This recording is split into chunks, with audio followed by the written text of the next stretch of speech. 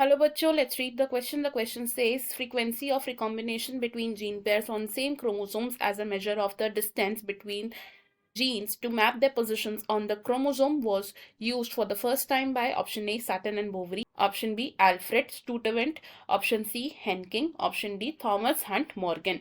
Question में हमसे पूछा गया है कि जीन पेयर्स के बीच की recombination frequency on the same chromosomes को किस जेनेटिस्ट ने यूज किया था as a measure of distance between their genes. And इस क्वेश्चन में हमारा की कॉन्सेप्ट होगा contribution of जेनेटिस्ट्स।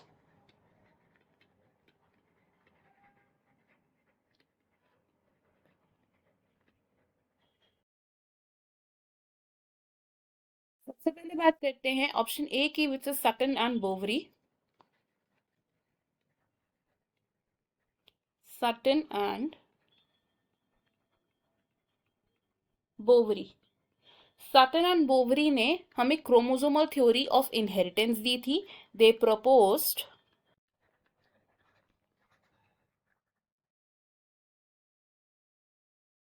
Chromosomal theory of inheritance. Next बात करते हैं ऑप्शन बी की which is Alfred स्टूटवेंट।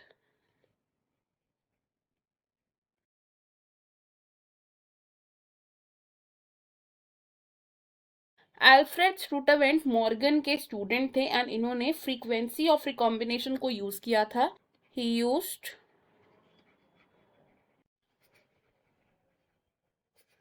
frequency of recombination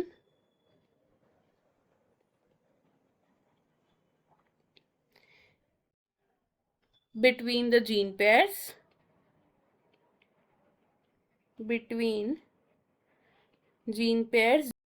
on same chromosome.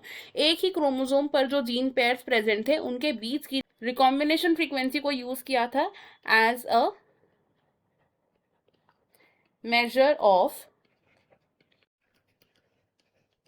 distance between the different genes and then different genes की positions को अल्फ्रेड स्टूटवेंट ने map किया था on a chromosome. He mapped the position of genes on the same chromosome। Next option C की अगर बात करें which is हेनकिंग्स। अब हेनकिंग ने क्या किया था, इन्होंने एक स्पेसिफिक न्यूक्लियर स्ट्रक्चर को ट्रेस किया था during spermatogenesis process. He traced specific nuclear structure during spermatogenesis process, यानी कि throughout the process of spermatogenesis Henking एक स्पेसिफिक न्यूक्लियर स्ट्रक्चर के पाथ को ट्रेस कर रहे थे एंड इन्होंने क्या कंक्लूड किया था कि जो 50% ऑफ स्पर्म्स हैं इन्होंने रिसीव किया इस न्यूक्लियर स्ट्रक्चर को एंड जो अदर 50% ऑफ स्पर्म्स हैं इन्होंने रिसीव नहीं किया। इस स्पेसिफिक स्ट्रक्चर को क्या नाम दिया गया? This specific nuclear structure was called X body by Henking, जिसको लेटर ऑन क्रोमोसोम नाम दिया गया। नेक्स्ट ऑप्शन डी की अगर बात करें that is TH Morgan. TH Morgan ने ड्रोसोफिला यानी कि फ्रूट फ्लाई पर स्टडी की थी एंड इन्होंने क्या कंक्लूड किया था? ही फाउंड दैट जो जीन्स होते हैं ये सेम क्रोमोसोम्स पर ग्रुप्ड होते हैं। Genes were grouped on same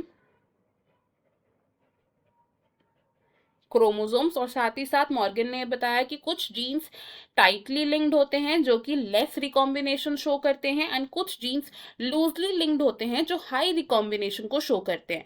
हमने यहाँ से क्या कंक्लूड किया कि अल्फ्रेड स्टूटवर्ट वो जेनेटिस्ट थे जिन्होंने एक क्रोमोसोम पर प्रेजेंट जीन पेयर्स की रिकॉम्बिनेशन फ्रीक्वेंसी को यूज किया था as a measure of distance between the two genes. तो ऑप्शन बी हमारा यहाँ पर करेक्ट है, एंड बाकी के ऑप्शंस हमारे इनकरेक्ट हैं। I hope you have understood it well. Best of luck. Thank you.